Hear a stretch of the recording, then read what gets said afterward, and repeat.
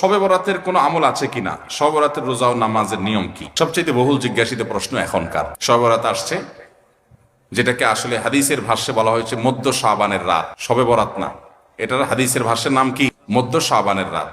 এই মধ্য শাবানের রাত বা মধ্য শাবানের রজনী, এই রাতে যেটাকে আমরা শবে বরাত বলি, এই রাতের নামাজের নিয়ম কয় রাকাত পড়তে হবে, কোন রাকাতে কোন সূরা কতবার পড়তে হবে, এটা বহুল জিজ্ঞাসিত একটা প্রশ্ন। এবং এ ব্যাপারে আমরা অনেকে জানি যে শবে বরাতের রাকা নামাজে এত রাকাত পড়তে হবে, সেখানে সূরা কুল হুয়াল্লাহু ইখলাস এতবার পড়তে হবে ইত্যাদি ইত্যাদি। লাইলাতুল কদর ছাড়া অন্য যে সমস্ত রাতের ফজিলত আছে, এর মধ্যে 10টা রাতের কথা আল্লাহ তাআলা শপথ করেছেন, ওয়াল ফাজরি ওয়া লায়ালিন আশর। সে 10টা রাত হলো জিলহজের প্রথম দশক। খবর নেই আমাদের দেশে মানুষের যে রাতগুলো শপথ আল্লাহ কোরআনে করছেন কত ফজিলতপূর্ণ, কিন্তু জিলহজের প্রথম দশকের রাতের কোন বিশেষ ফজিলতের কথা আমরা কয়জনে জানি? যাই হোক, মধ্য শাবান রজনীর কথা আমরা বেশি জানি শুধু না, সবচেয়ে বেশি আমরা এ রাতে ইবাদত বন্দেগীর চেষ্টা করি। সবচেয়ে বেশি চেষ্টা তো হওয়া উচিত হলো লাইলাতুল কদরে। এর পাশাপাশি যদি কেউ মধ্য শাবানের রাতে আল্লাহ তাআলার ক্ষমা লাভের চেষ্টা করে, সেটা দর্শনীয় না, সেটা জায়েজ। এই রাতের এতটুকু ফজিলত অবশ্যই প্রমাণিত যে আল্লাহ রাব্বুল আলামিন এই রাতে হিংসুক ছাড়া,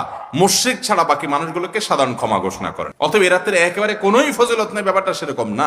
বিভিন্ন হাদিসের আলোকে এইটুকু অন্তত সাব্যস্ত হয় যে আল্লাহ তাআলা হিংসুক এবং আপনার মুশরিক ছাড়া, মানুষের পিছিয়ে লাগে শত্রুতা, এই মানুষটা বাকি মানুষ থেকে মাফ করে। তাহলে মধ্য শাবানের রাত বা যেটাকে শবে বরাত বলছি আমরা, এই রাতের মূল আমলই হলো, এটাকে কেন্দ্র করে মূল আমলই হলো নিজেকে শিরক এবং হিংসা থেকে পরিচ্ছন্ন করা, সাধারণ ক্ষমার উপযুক্ত করা। এটা হলো মূল আমল, বাস। এর বাইরে আপনি ক্ষমা লাভের জন্য যদি চেষ্টা করেন, সেটা কোনো দর্শনীয় বিষয় নয়। তবে এই রাতকে কেন্দ্র করে বিশেষ ফরম্যাটে নামাজ, রাত জেগে, তারপর বিশেষ ফরম্যাটে ইবাদত, এই সূরা এতবার, এই নামাজ এত রাকাত, এরকম কোনো কথা কোরআন হাদিসে বর্ণিত হয়নি।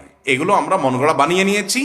এবং যদি এরকম কোনো ফরম্যাট আমরা ঠিক করে নিয়ে সেভাবে ইবাদত করাটাকে আমরা এ রাতের আমল, শরিয়া সিদ্ধ আমল মনে করি বা সুন্নাহ আমল মনে করি বা কোন নির্দিষ্ট আমল মনে করি, তো একটা বেদাতে পর্যবেসিত হবে।